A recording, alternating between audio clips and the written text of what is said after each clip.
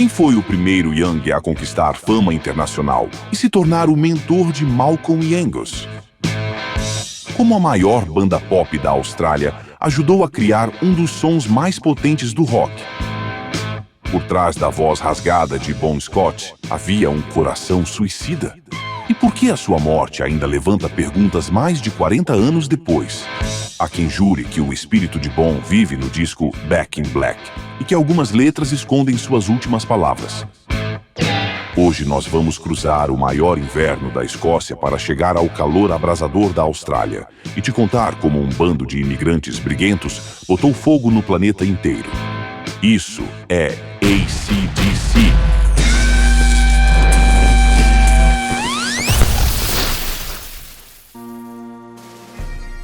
O AC/DC é uma força bruta, que tem suas raízes cravadas num solo muito distante da Austrália. Os Young são nascidos na Escócia.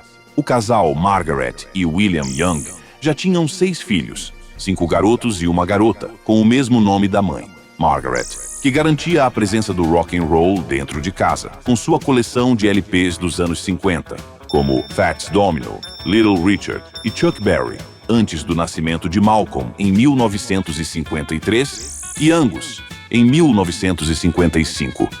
Todos os irmãos eram ligados em música e tocavam algum instrumento. Um deles, Alex Young, estava no caminho de tornar-se músico profissional, tocando saxofone e guitarra, com Tony Sheridan, autor do sucesso My Bonnie, de 1962, e trabalhando para a Força Aérea Americana. Foi Alex Young que ensinou os primeiros acordes e levadas de blues para seus irmãos mais novos.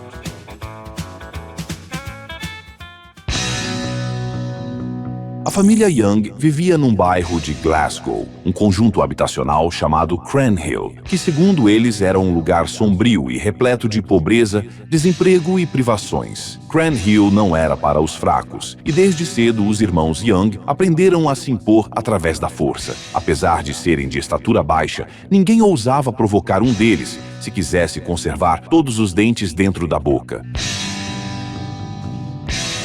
Os Young eram temidos, nunca perdiam uma briga e para eles tudo se resumia em nós contra o mundo. Apesar de não terem origens nobres, os Young, assim como outras famílias da classe trabalhadora, eram unidos como um verdadeiro clã escocês, disposto a passar por cima de qualquer um que entrasse em seu caminho.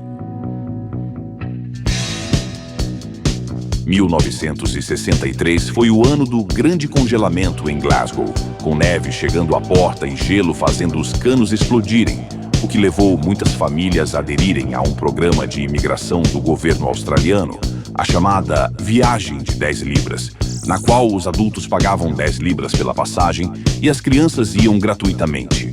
Margaret e William decidiram aproveitar a oportunidade e embarcaram para uma nova vida na Austrália com os filhos. E somente Alex Young preferiu ficar.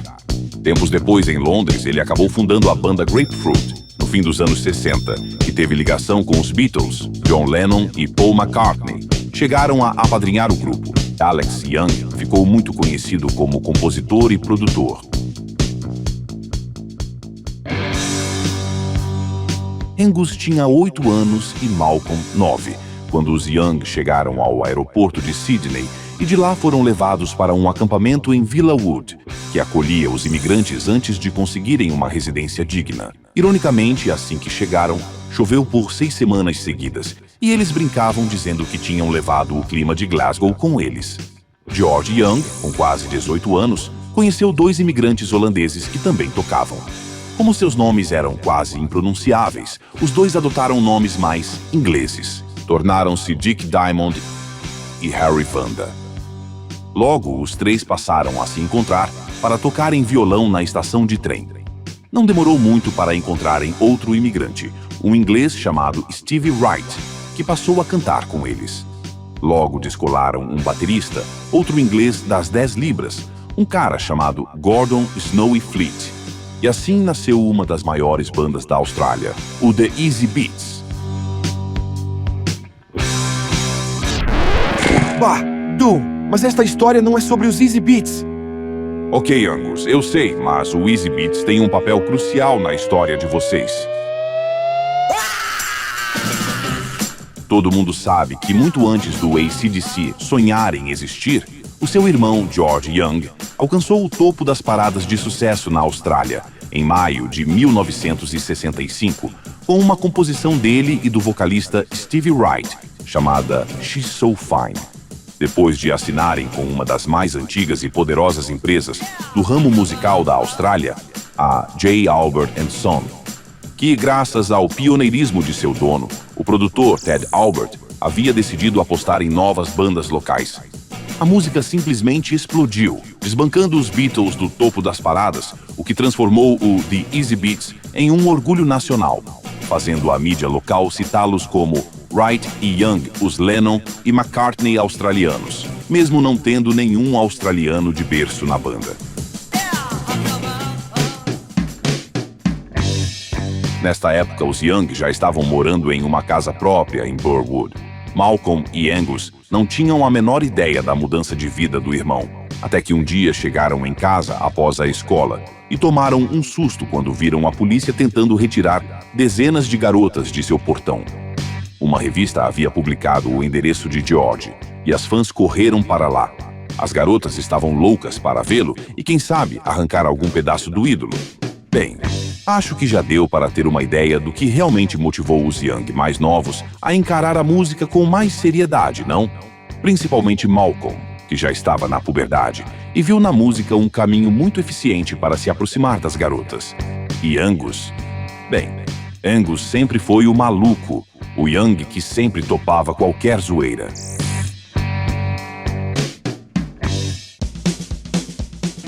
Atendendo a pedidos desesperados, a senhora Margaret comprou um violão para os dois irmãos dividirem.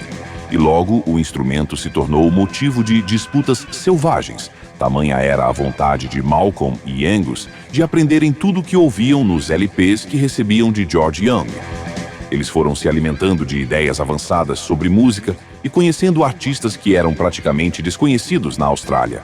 Em 1968, com 15 anos, Malcolm ganhou de presente a guitarra que os Easy Beats tinham usado em sua turnê, a famosa Gretsch Jet Firebird. Com este presente, Malcolm Young passou a ficar em casa tocando, o máximo de tempo que podia. Deixou a escola e descolou um emprego numa gráfica, para atender à exigência de seu pai William. Para ele, que trazia o sangue da classe operária de Cranhill, trabalhar e ter algum dinheiro era um preço baixo a se pagar para poder ficar em casa tocando, depois de bater o ponto. Um ano depois, Angus também ganhou de George uma Gibson SG e nunca mais pôs os pés na escola. Os irmãos nunca estudaram música, aprenderam na raça. Malcolm aprendeu acompanhando discos de surf music e de novos artistas que despontavam na Inglaterra, como Savoy Brown, Eric Clapton e Jimi Hendrix, e também soul e muito jazz.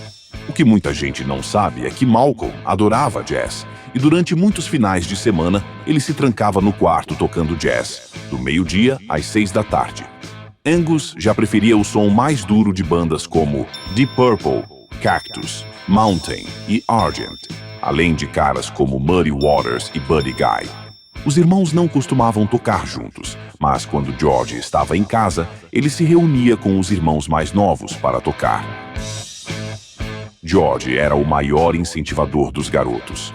Ele dava conselhos técnicos sobre os instrumentos, indicava músicos e discos que deveriam ser ouvidos com atenção e sempre pedia para que continuassem praticando e ouvindo o rock and roll raiz americano, de Chuck Berry e Little Richard, conselho que Malcolm e Angus nunca esqueceram.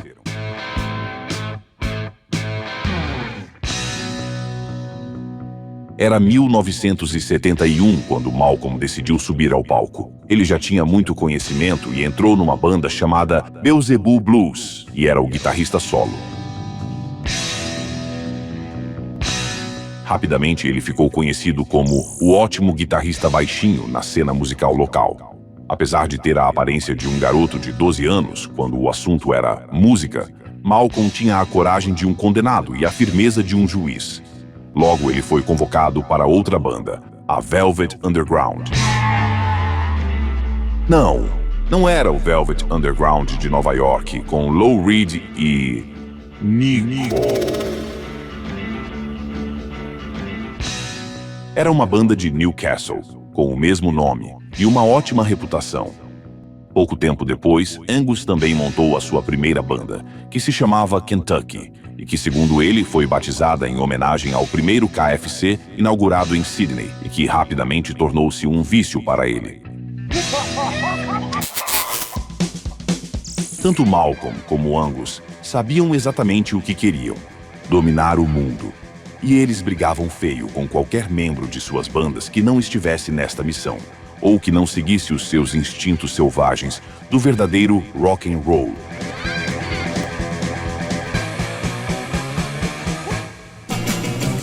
A esta altura, os Easy Beats já tinham terminado, como todas as bandas pop, que se perdem tentando agradar o público. George Young e Harry Vanda ficaram em Londres trabalhando como compositores e produtores, criando sucessos para outros artistas, até que Ted Albert os convidou para voltarem para Sydney e trabalhar com os novos artistas locais. E adivinha? No final de 1973, George Young sugeriu que Malcolm e Angus tocassem juntos. Eles surtaram com a ideia. Eles tinham a certeza de que se o projeto fosse adiante, os dois se matariam. Mas é claro que George Young, vendo o potencial dos irmãos, insistiu e, com toda a sua experiência, reuniu outros músicos para a nova banda. Logo decidiram que fariam um som sem frescuras, sem experimentalismo, e que, ao invés de cometer o erro mais comum das bandas pop, que implodem tentando repetir o próprio sucesso, eles permaneceriam fortes e deixariam que o mundo viesse até eles. Pode até parecer arrogância, mas a história de George Young com os Easy Beats tinha ensinado muito para o clã Young, e eles não cometeriam o mesmo erro novamente. Encontre seu estilo, domine-o e fique com ele, não importa o que aconteça. George também colocou uma condição: Malcolm seria o band leader, o cara que comandaria a banda, o chefe. E apesar de ser um ótimo guitarrista solo, depois de alguns ensaios, Malcolm decidiu tocar somente as bases, para garantir o groove e o punch da banda. Faça você os solos, assim eu posso beber, dizia ele para Angus. As pessoas querem um show e nisso você é melhor que eu.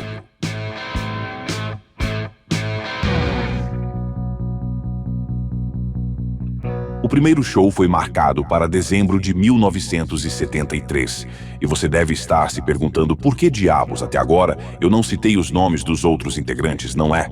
Bem, acredite, tocar com os Young não era uma tarefa muito agradável para a maioria dos egos que tentaram esta façanha. Havia um entra e sai constante de membros, e praticamente só Angus e Malcolm eram fixos. Enfim, o show estava marcado e a banda ainda não tinha nome. Até que a esposa de George Young, Sandra, sugeriu a sigla que aparecia no selo de sua máquina de costura: AC/DC. Há muitas teorias loucas sobre o significado de AC/DC, mas de uma maneira simples, é a sigla que define corrente alternada e corrente contínua em um circuito elétrico. Malcolm apresentou o nome para a banda em um ensaio e todos concordaram. Afinal, AC/DC não aparecia só em selos de máquinas de costura, mas estava presente nos amplificadores, gravadores, mesas de som e em toda a parafernália que dá vida à música. No início, o repertório deles era principalmente de covers. Na verdade, faziam suas próprias releituras de outras bandas. Pegavam Jumping Jack Flash, dos Stones, e transformavam numa jam de 11 minutos, para delírio da plateia. Assim, o AC/DC iniciou sua jornada rumo ao topo. Já naquela época, os irmãos repetiam o tempo todo que seriam uma das maiores bandas do mundo. Angus chegou a dizer que lamentava a morte de Jimi Hendrix, só porque o AC/DC não teria a oportunidade de acabar com ele no palco.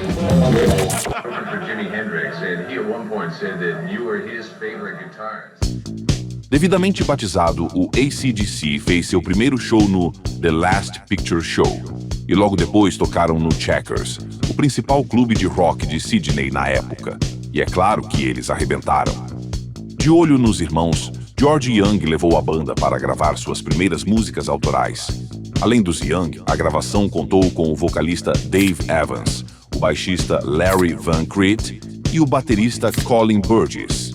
A sessão incluiu alguns sons que, posteriormente, seriam marca registrada do AC/DC, como Show Business, Soul Stripper e Rock and Roll Singer, além de Can I Sit Next to You Girl e Rockin' in the Parlor, que se tornariam as duas músicas de seu primeiro single.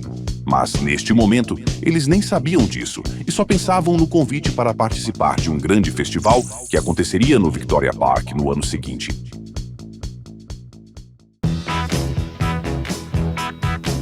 Com a ascensão do glam rock na Inglaterra, o visual passou a ter uma importância muito maior para as bandas, e Malcolm não queria deixar o AC/DC de fora da cena. Precisamos fazer algo diferente. Ele então sugeriu que os integrantes usassem fantasias individuais. É claro que todos ficaram chocados, mas a ordem do chefe tinha que ser obedecida, então cada um escolheu uma fantasia. Malcolm escolheu um uniforme de aviador. O baterista Noel Taylor chegou com uma cartola e uma roupa de arlequim. Neil Smith, o baixista, decidiu vestir-se como um policial de Nova York. O vocalista Dave Evans assumiu o visual extravagante de um rockstar. Angus estava totalmente perdido no meio daquela zona, então sua irmã Margaret sugeriu que ele usasse seu antigo uniforme de escola, já que ele não tinha crescido muito, e alguns ajustes bastariam. No início ele ficou relutante, mas acabou sendo melhor que a fantasia de Zorro ou de Super Angus. Dá para imaginar o AC/DC na onda glam? Mas alguns fiascos levam ao sucesso. Quando a banda subiu fantasiada no palco do Victoria Park, em 1974, os olhares do público não conseguiam se desviar deles. Mas o ponto alto foi a entrada de Angus, com seu uniforme escolar, boné e mochila nas costas, correndo, pulando, incendiando o palco como nunca havia feito antes.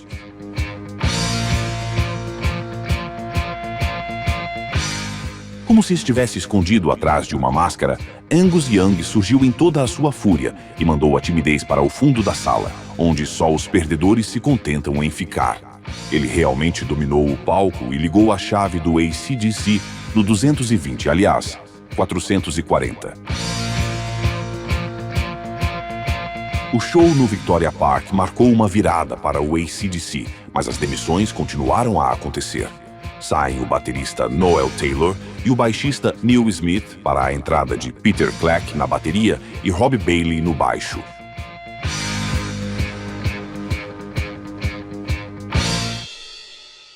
Semanas depois da apresentação no Victoria Park, sob a tutela de George Young e Harry Vanda, o AC/DC foi formalmente contratado pela Albert Records e em 30 de junho de 74, eles gravaram o seu primeiro vídeo promocional para acompanhar o single recém-lançado, com a música Can I Sit Next to You Girl, que chegou ao número 5 nas paradas australianas.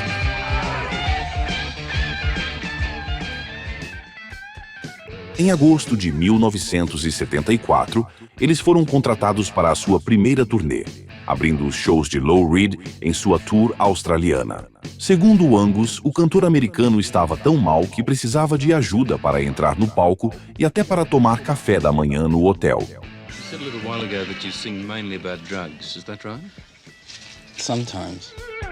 Talvez por isso a equipe dele tenha tentado prejudicar o AC/DC, mantendo o som do PA com volume reduzido em suas apresentações. Mas George Young interveio e ficou ao lado da mesa durante os 9 shows para garantir que os garotos tivessem o som que mereciam. Foi durante a turnê com Lou Reed que Dave Evans carregou Angus sobre os ombros pela primeira vez, ato que se tornou parte do show do AC/DC até hoje. Mas também foi nesta época que surgiram os problemas com o vocalista. A postura rockstar de Dave Evans não era uma fantasia, ele realmente era assim, e as garotas adoravam. Só que isso começou a irritar os outros caras da banda, principalmente Malcolm. E para piorar, eles estavam trabalhando duro e não estavam vendo dinheiro. Quando a situação chegou ao limite, Dave Evans decidiu socar a cara do empresário Dennis Laughlin e comunicou que sairia da banda depois de cumprir as datas agendadas. Assim, os irmãos se sentiram aliviados e começaram a procurar um novo vocalista para a banda, que depois da transformação de Angus, não precisava mais de um rockstar para chamar a atenção.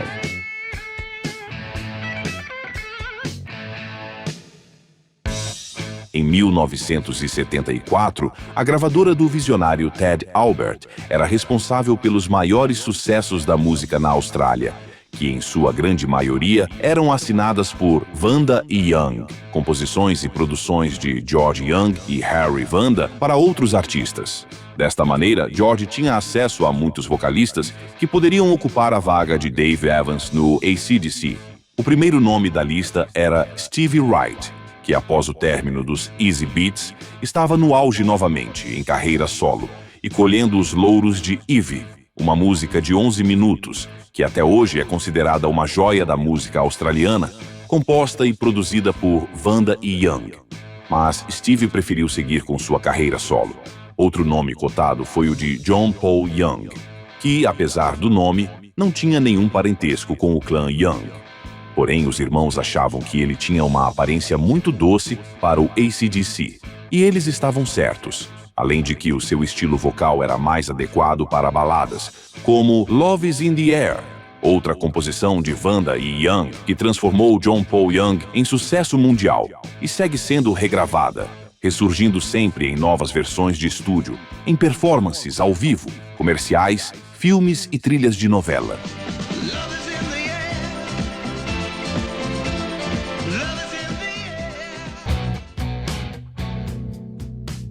Mas o destino é realmente incrível.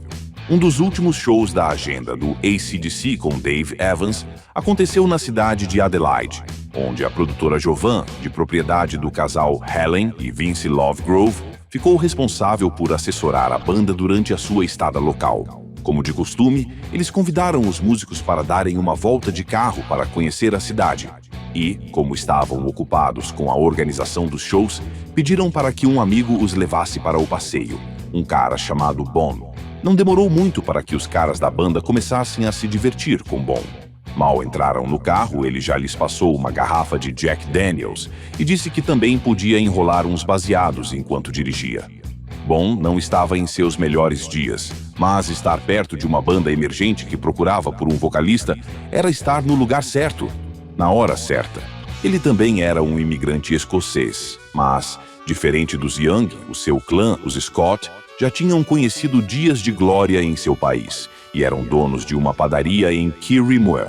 E apesar de estarem estabelecidos, os pais do pequeno Ronald Scott decidiram começar uma vida nova na Austrália, em 1952, quando Ronald tinha 6 anos e 2 irmãos mais novos. Charles Scott, o pai de Bon, tocava numa banda tradicional de gaitas de fole. O pequeno Ronnie acompanhava os músicos durante os ensaios em casa e logo se interessou pela bateria.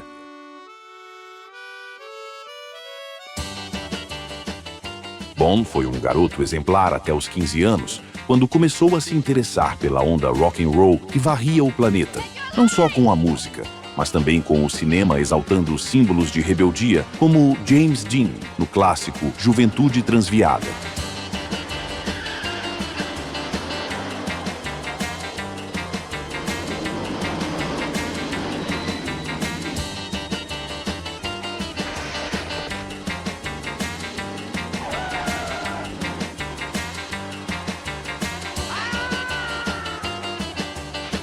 Parece que Bon se encontrou naqueles personagens. Ele e sua gangue roubavam os carros que queriam usar para curtir por uma noite, arrumavam brigas, bebiam muito e amavam rock and roll. Não demorou muito para que ele ganhasse a fama de ser um cara com quem não se devia mexer. Nas noites de sábado, ele ia aos bailes do clube Port Beach. Bon já era popular e costumava subir ao palco para cantar alguns sucessos do rock, com sua voz áspera e sua imensa cara de pau. Numa destas noites, Bon convidou uma jovem para dar um passeio pela praia. E quando voltaram, a casa caiu. Armou-se uma briga e ele foi preso, acusado de fazer sexo com uma garota de 15 anos. Assim, aos 16 anos, ele foi trancado durante 9 meses num reformatório casca-grossa chamado Riverbank, uma espécie de presídio para jovens infratores. Foi lá que Bon ouviu os Beatles pela primeira vez, no rádio do refeitório. E imediatamente decidiu que, ao sair daquele buraco, ele se dedicaria a montar uma banda.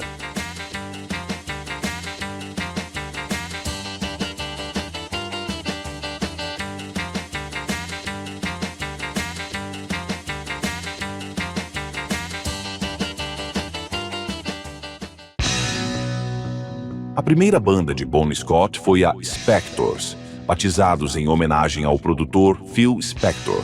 Bon tocava bateria e cantava algumas músicas, covers de sucessos da época. Logo sua banda começou a se destacar na cena local e uniram-se a outros músicos, formando o The Valentines, na qual Bon deixou de tocar bateria e assumiu o posto de segundo vocalista, dividindo o vocal com um cara talentoso chamado Vince Lovegrove, aquele mesmo, da produtora Jovan de Adelaide.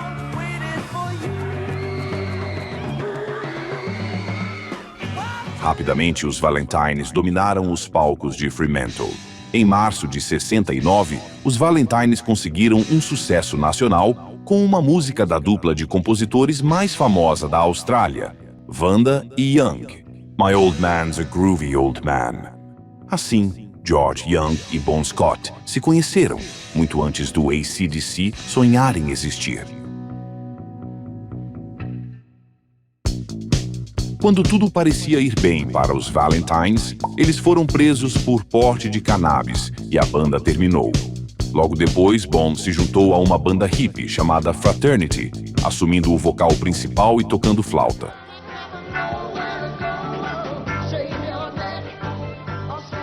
O Fraternity quase decolou, mas não aconteceu. Depois de batalharem 1 ano e meio em Londres, Bon e sua esposa Irene voltaram para Adelaide e conseguiu um emprego na fábrica de fertilizantes Wallaroo. Ele diz que passava o dia enterrado na merda. Mesmo assim, ele continuava rabiscando ideias e letras em seu caderninho de anotações. Com 28 anos, ele estava se sentindo derrotado, e o whisky era sua fuga. Na madrugada de 22 de fevereiro de 1974, uma sexta-feira regada com muito álcool, Bon decidiu voar com sua Suzuki 550 e colidiu de frente com um carro. Ele atravessou o para-brisa e se arrebentou todo. Bon ficou em coma por 3 dias e, quando saiu do hospital, não tinha mais trabalho e nem esposa. Então, o seu antigo parceiro do Valentines, Vince Lovegrove, deixou que ele ficasse ajudando na produtora, para que ele tivesse um lugar para dormir e se recuperar. Quando Vince soube da vaga de vocalista para o AC/DC, disse a George Young que conhecia o cara certo para o posto e falou sobre Bon. Mas George, considerando a idade e o estado de saúde de Bon, deixou a conversa de lado. Até aquela tarde, na qual Bon levou a banda para passear e terminou sendo convidado para uma jam session após o show.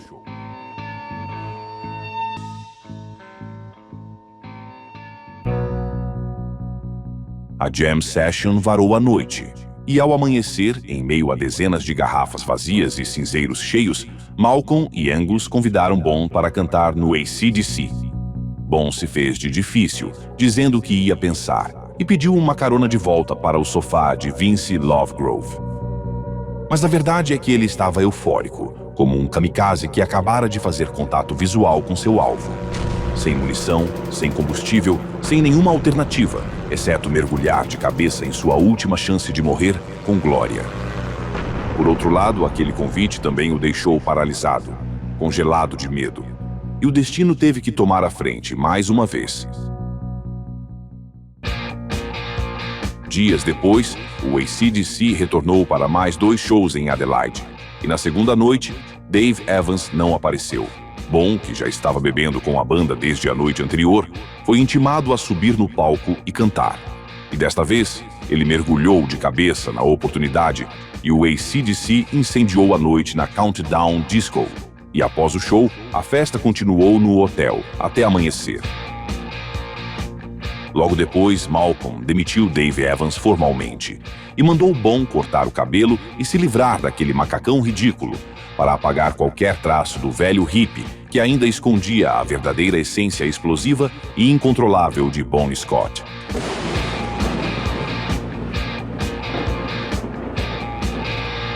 O novo frontman do AC/DC. Agora que o monstro estava completo, era preciso dar-lhe vida. Está tudo pronto aí? Está. Muito bem. Vamos. No final de 74, o AC/DC gravou o seu primeiro álbum, High Voltage, com uma proposta ousada: registrar a mesma energia das apresentações ao vivo. Assim, eles terminavam os shows e iam direto para o Studio One, da Albert Records, e gravavam as bases ao vivo, deixando os vocais, os overdubs e a mixagem para a finalização. Além de produzir as gravações com seu parceiro Harry Vanda, George Young tocou baixo e bateria em várias músicas, o que desagradou bastante os já descontentes Peter Clack e Rob Bailey, que praticamente saíram da banda durante o processo. No início de 75, a busca por um novo baterista encontrou Phil Rudd, que havia sido demitido da Buster Brown, uma banda cujo núcleo mais tarde formaria o Rose Tattoo. Além de ser um ótimo baterista, Phil acatou prontamente a exigência de Malcolm, que queria uma bateria sem enfeites, somente um ritmo preciso e pulsante. A seção rítmica dos sonhos de Malcolm ficou perfeita com a entrada do baixista Mark Evans, um jovem de 19 anos que não tinha muita experiência, mas passou no teste com os irmãos e entrou para a gangue.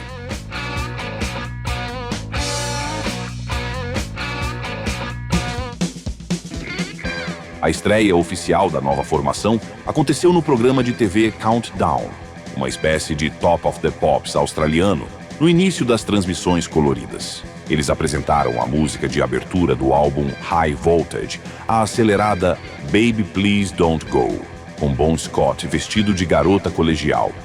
Ele disse que foi para fazer par com o uniforme de Angus, mas, independente da inspiração, a performance foi marcante para o programa e para fixar a identidade do AC/DC como uma banda que não tinha medo e nem vergonha de fazer o que quisesse em nome do rock and roll.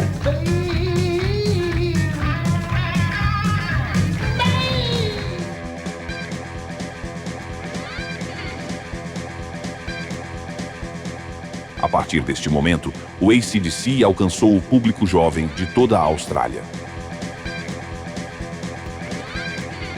Enfim, o monstro estava vivo. Ele está vivo! Vivo! Ele está vivo! Ele está vivo! Ele está vivo!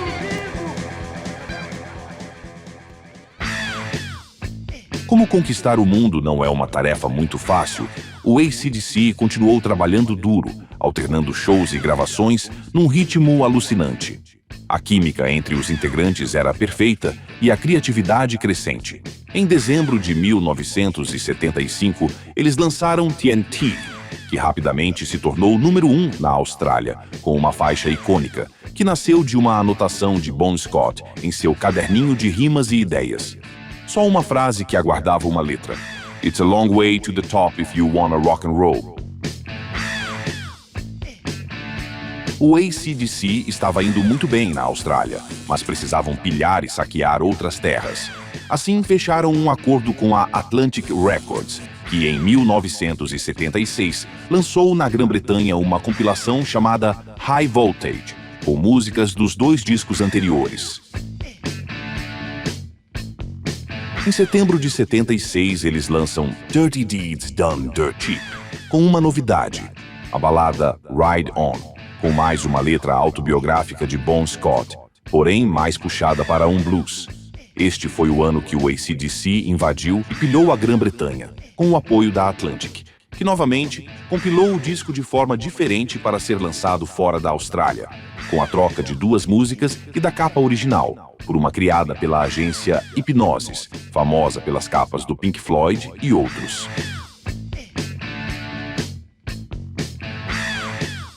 Em março de 1977, é a vez do clássico Let There Be Rock, o primeiro disco realmente explosivo do AC/DC. Angus diz que eles literalmente derreteram um amplificador Marshall durante a gravação da faixa título, enquanto George Young gritava para não pararem de tocar. O vídeo da música conta com Bon Scott encenando um pregador narrando a criação do rock and roll e Angus com uma auréola de anjo e vestido de coroinha. Hilário! Ainda em 77, Mark Evans sai da banda, que, segundo Malcolm, não estava contribuindo de forma efetiva para a música deles. Além disso, com seus 21 anos, ele estava mais próximo das garotas do que do trabalho com a banda. Assim, o inglês Cliff Williams ocupou o seu lugar no baixo. E logo depois, o AC/DC voou para invadir e pilhar os Estados Unidos. Durante 6 meses, eles viajaram de van, por centenas de quilômetros, ouvindo o rock que esquentava as rádios americanas. Aulas de estilo que jamais teriam em casa. Em janeiro de 78, eles voltaram ao estúdio da Albert Records para gravar Powerage, um passo para outro nível em termos musicais, que deixou a todos orgulhosos, mas ainda sem potencial comercial para as rádios americanas. Quando as maiores bandas de rock estavam lançando álbuns live, George Young e Harry Vanda se trancaram no estúdio para produzir If You Want Blood, You've Got It, um álbum visceral que captura toda a energia do AC/DC ao vivo, incluindo a versão show da clássica The Jack, com a letra original que faz alusão a um tipo de doença venérea, um dos pontos altos do disco, coroada pelo famoso striptease de Angus. Apesar do sucesso imediato do álbum, a Atlantic ainda esperava um sucesso para as rádios, e a indicação de um novo produtor foi imposta ao AC/DC.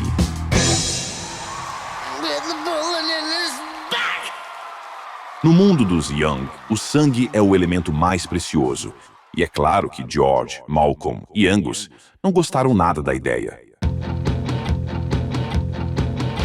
O engenheiro de som indicado era Eddie Kramer, responsável por discos de uma dezena de estrelas, como Beatles, Rolling Stones, Led Zeppelin e todos de Jimi Hendrix. Mas é claro que trabalhar com um produtor estrela não daria certo para eles, mesmo porque o trabalho de Vanda e Young com o AC/DC em estúdio não se limitava à engenharia de som. Eles também atuavam como coautores das músicas, sugerindo mudanças e acrescentando detalhes. Este trabalho oculto se refletia no som que a banda vinha desenvolvendo em cada disco ao longo dos anos. E Malcolm e Angus não estavam dispostos a ouvir opiniões sobre seu trabalho, ainda mais de alguém imposto pela gravadora para ocupar o posto de seu irmão. Mas a Atlantic precisava de um hit radiofônico, e esta era a única condição para eles conquistarem o maior mercado de discos do mundo. Quando Eddie Kramer sugeriu que o AC/DC incluísse pianos em uma música, Malcolm chegou ao limite com ele, talvez um pouco antes de quebrar-lhe algum dente. A Atlantic se viu obrigada a trocar de produtor e trouxe Mutt Lange, músico e responsável por muitos sucessos na África do Sul e famoso por ser extremamente perfeccionista. Malcolm aceitou dizendo que poderia ser qualquer um, menos Eddie Kramer, e esta foi uma decisão que transformou a vida de todos eles.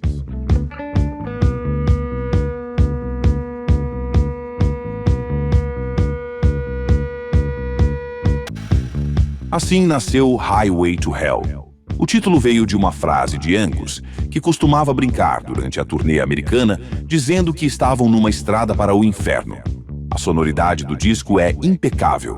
Enquanto George buscava o máximo de energia nas gravações, o novo produtor se concentrava na afinação, no tempo, de uma forma onde tudo estivesse perfeitamente equilibrado: melodia, ritmo e harmonia. Mutt Lange também conseguiu adicionar groove às músicas, conduzindo Cliff Williams e Phil Rudd de um jeito que as faixas ficaram dançantes, impossíveis de se ouvir sem ao menos bater o pé e sem perder nem um pouco do peso massivo das guitarras dos irmãos Young. Tudo isso ampliou o horizonte sonoro do AC/DC, deixando Bon Scott mais à vontade para experimentar novas entonações que sua voz peculiar e poderosa lhe permitia. Mutt Lange conseguiu polir o AC/DC para revelar o brilho que antes se escondia sob toneladas de energia suja, extraindo o melhor de cada um deles, e a Atlantic adorou o resultado. Highway to Hell representa o estouro do AC/DC e de Mutt Lange nos Estados Unidos. Eles estavam quase completando a missão de conquistar o mundo. A banda evoluiu tremendamente. Em 5 anos de trabalho duro, aquele grupo que tocava em bares e pubs passou a lotar teatros, arenas e começava a lotar estádios em 1979. Apesar disso, eles continuavam duros como rochas que resistem a tudo, até à vaidade. Eles permaneciam firmes, enquanto Bon Scott estava cada vez mais distante da banda e próximo da tristeza que o consumo constante de álcool sempre produz. A esta altura, quase todos da banda já tinham se casado ou estavam com suas namoradas durante os períodos de folga. Somente Bon continuava voando com sua nova moto, sem capacete, de bar em bar, varando as noites como quem não tem medo de nada, somente da solidão. Ele realmente estava cansado do papel de rockstar que ele mesmo criou, e frequentemente dizia que queria encontrar alguém, ter filhos e viver uma vida comum. No início de 1980, depois das férias na Austrália, Bon se mudou para Londres. Lá ele se encontrou com Malcolm e Angus no estúdio Easy Hire. Eles estavam muito animados com os primeiros riffs que estavam criando para o novo trabalho, e Bon decidiu tocar bateria. E segundo Angus, eles se divertiram como não faziam há muito tempo. Dias depois, numa segunda-feira chuvosa, e depois de trabalhar bastante, organizando anotações de vários cadernos, na intenção de criar as primeiras letras para o próximo disco do AC/DC, Bon Scott precisava sair.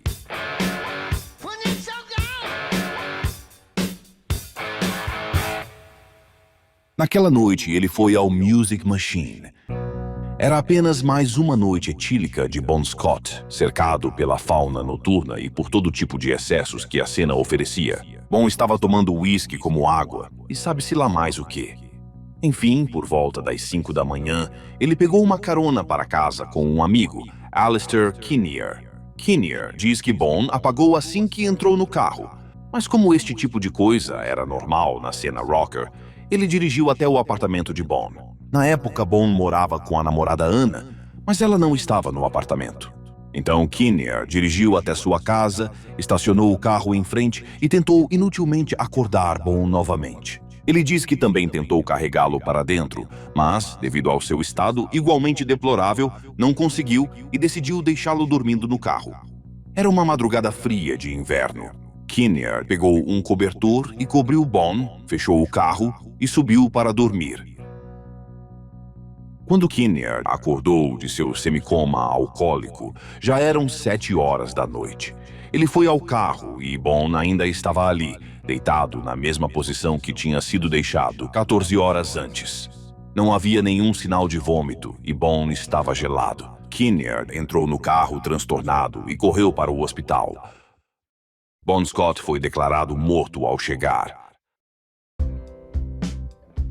Há muitas teorias sobre o que realmente encerrou a presença de Bon Scott à frente do AC/DC.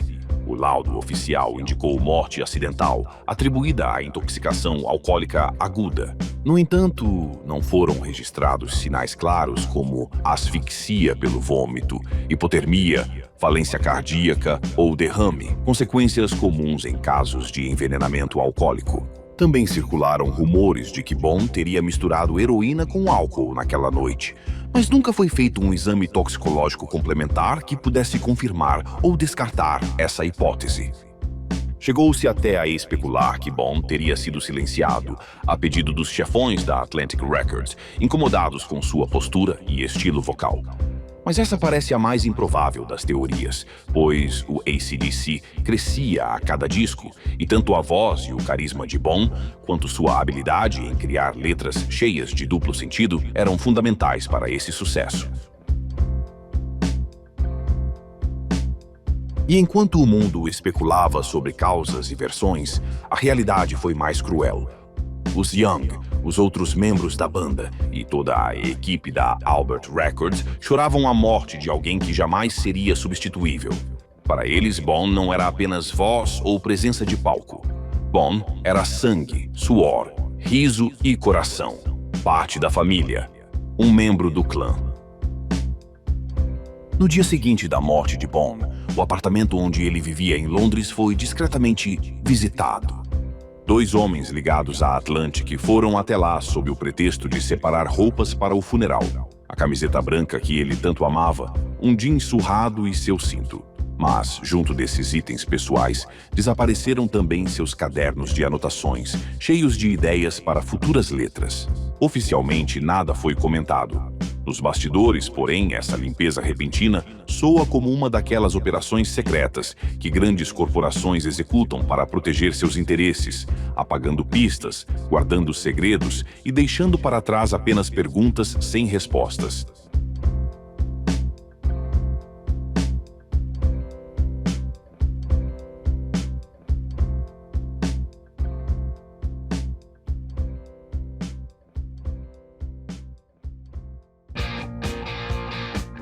Apesar da dor, Malcolm e Angus foram encorajados pelos pais de Bon a continuar com o AC/DC. Assim, eles iniciaram a busca por um novo vocalista. Depois de semanas de testes frustrados com dezenas de caras, os Young decidiram procurar pelo ex-vocalista da banda, Geordie, de Newcastle, indicado por Mutt Lange. Um cara chamado Brian Johnson, que após o fim de sua banda, estava administrando a oficina de carros de seu irmão e cantando em alguns comerciais, como este, do aspirador de pó Hoover. É claro que Brian evitou falar sobre os comerciais. Malcolm jamais aceitaria um cantor de comerciais no AC/DC. Mas independente deste detalhe, que virou piada tempos depois, no segundo teste com Brian, os irmãos sentiram que haviam encontrado o cara certo. Brian foi contratado por 6 meses com salário fixo, como um período de teste. Então, a banda se mandou com Brian e Mutt Lange para as Bahamas, para trabalharem num novo álbum.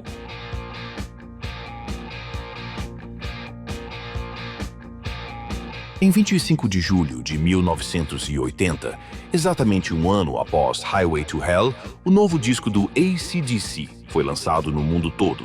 Back in Black, uma homenagem velada a Bon Scott, que até hoje é considerado por muitos como o melhor disco de rock and roll já feito, completando a missão do clã Young e posicionando o AC/DC na estratosfera, onde só vivem os gigantes do rock.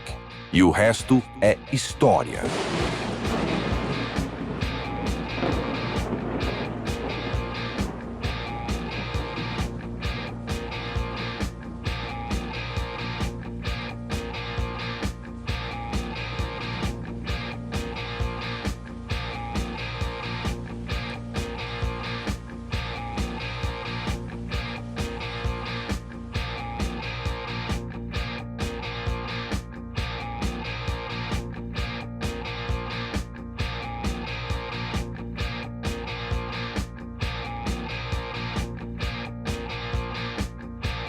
Se você curtiu, deixe seu like e assine o canal para mais histórias do rock, como você nunca viu.